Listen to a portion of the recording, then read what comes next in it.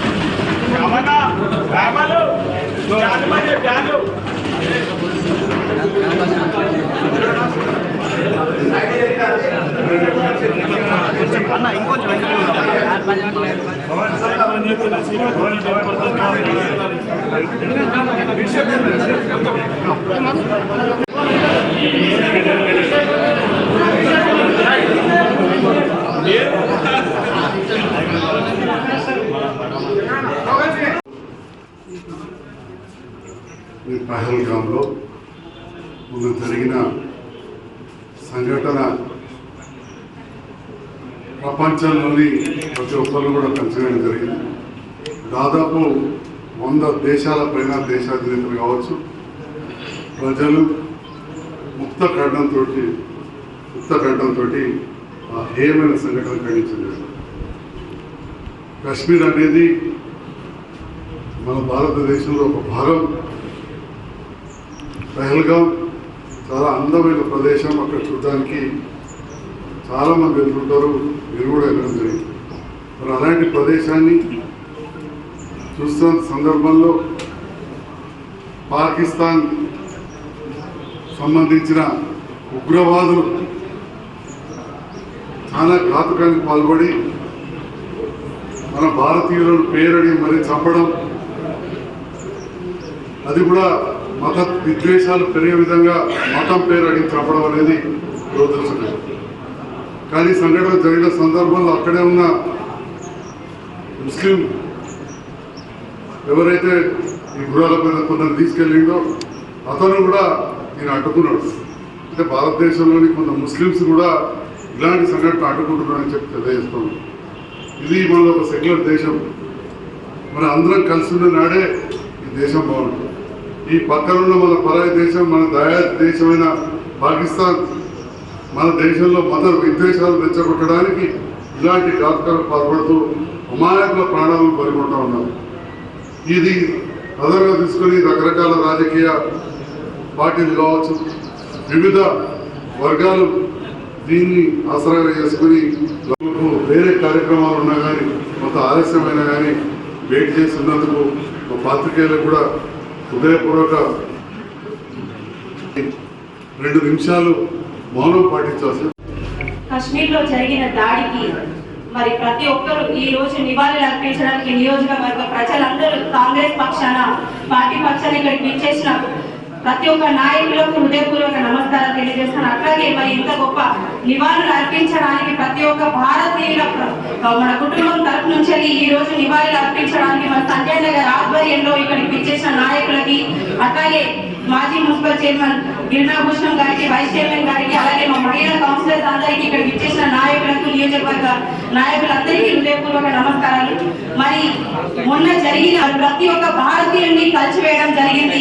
మరి మనం ఎందుకు ఇంత మన దేశంలో తిరగడానికి మనం ఎందుకు ఇంత భయంకరంగా మనల్ని ఎందుకు ఇంత భయపెడుతున్నారని చెప్పేసి ఈ ఆలోచన ప్రతి ఒక్కరు చేయాలి.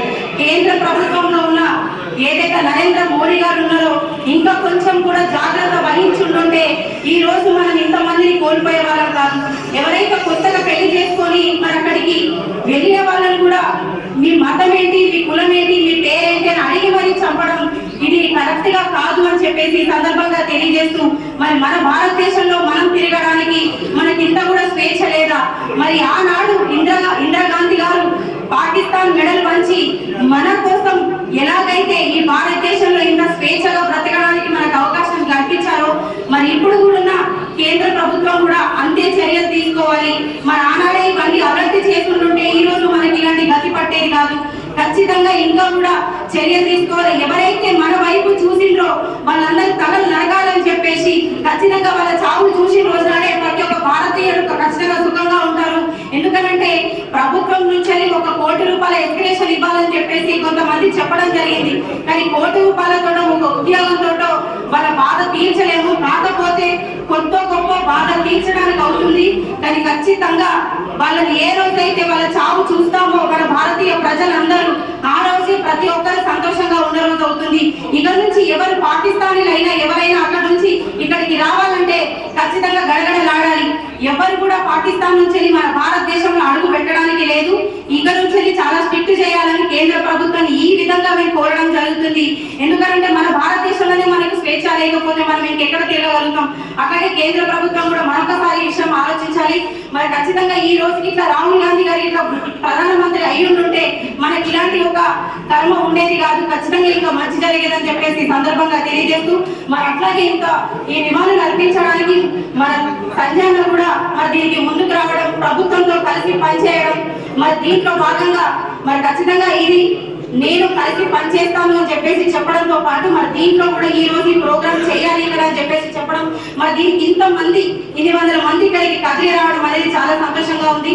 ప్రతి ఒక్కరు ఇట్లాగే భారతీయుల కోసం కొట్లాడాలి, మన పోరాటం మనం చేస్తుండాలి, మన హక్కులు మనం తీసుకోవాలని చెప్పేసి సందర్భంగా తెలియజేస్తూ మరి ఇక్కడికి విచ్చేసి సంజయ్ నగర్ ఆధ్వర్యంలో ఈ ప్రోగ్రామ్ చేసిన ప్రతి